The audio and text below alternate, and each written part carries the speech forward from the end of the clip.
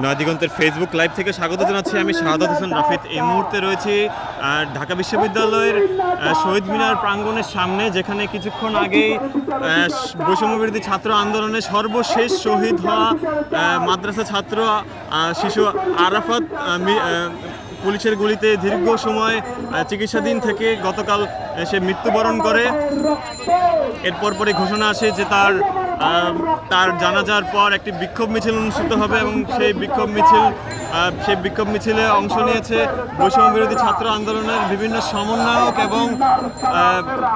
এবং পুলিশের গুলিতে আহত হওয়া বিভিন্ন ছাত্ররা, তারা সামনে অংশ নিয়েছে।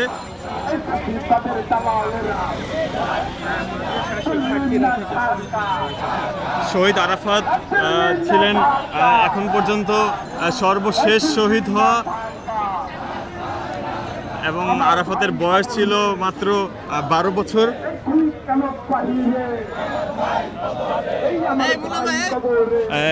এই বিক্ষোভ মিছিলটি এই শহীদ মিনার প্রাঙ্গণ থেকে শুরু হয়ে টিএসসি পর্যন্ত যাওয়ার কথা।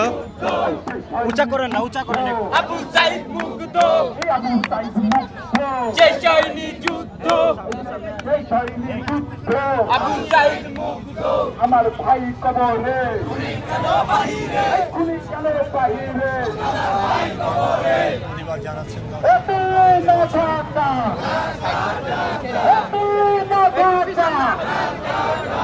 এত না মিনা রাজপথ, এত না মিনা রাজপথ, এখানে কেন জনতা, যেমনটা দেখতে পাচ্ছেন, আহতরা নেতৃত্ব দিচ্ছেন এবং পিছন দিয়ে বাদ বাকি যারা আন্দোলনে অংশ নিয়েছিলেন তারাও পিছনে রয়েছেন।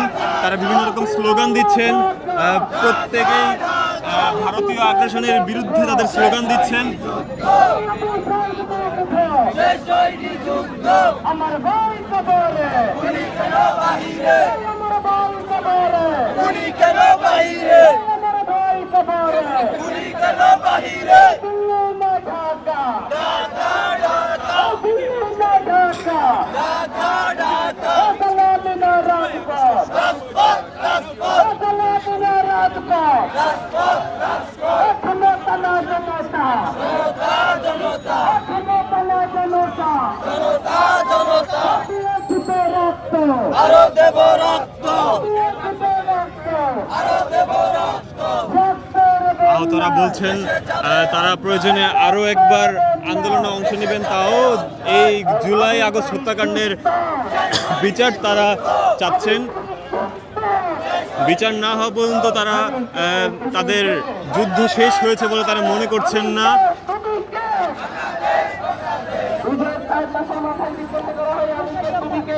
আমি শহীদ আলী মুক্ত, আমি কে, তুমি কে, আমি শহীদ আলী মুক্ত, দীর্ঘদিন চিকিৎসাধীন থাকা আরাফাতের বিদেশে যাওয়ার কথা ছিল, কিন্তু তার আগে আরাফাত মৃত্যু কোলে ঢলে পড়ে, যে কারণে তারা উন্নত চিকিৎসা করা সম্ভব হয়নি। তবে যারা এখন আহত রয়েছেন তাদের প্রত্যাশা যে এই খুনি হাসিনার বিচার এবং আহতদের দ্রুততম সময়ের মধ্যে চিকিৎসার দাবি এবং যত ধরনের উন্নত চিকিৎসার প্রয়োজন তা সব কিছু যেন ঠিকঠাকভাবে করা হয়, সেই জন্য তাদের দাবি। এই জন্য তারা এই বিক্ষোভ মিছিলটি করছেন। তাদের বিক্ষোভ মিছিল এই মুহূর্তে টিএসসির দিকে এগুচ্ছে। এর আগে জুলাই আগস্ট গণবিক্ষোভের সময় বৈষম্যবিরোধী ছাত্র আন্দোলনের বেশ কিছু সমন্বয়ক তাদের সাথে রয়েছেন। এই মুহূর্তে আব্দুল হান্নান মাসুদ রয়েছেন এখানে।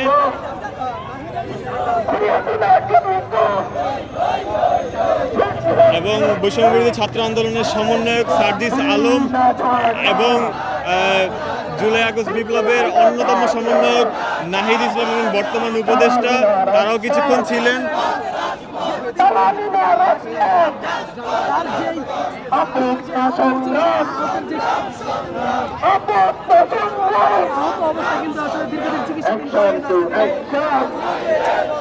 এই আন্দোলনে যারা বিভিন্নভাবে ভূমিকা পালন করেছিলেন এবং এরপর আহত হয়ে তারা চিকিৎসাধীন রয়েছেন, তারা সামনে থেকে নেতৃত্ব দিচ্ছেন।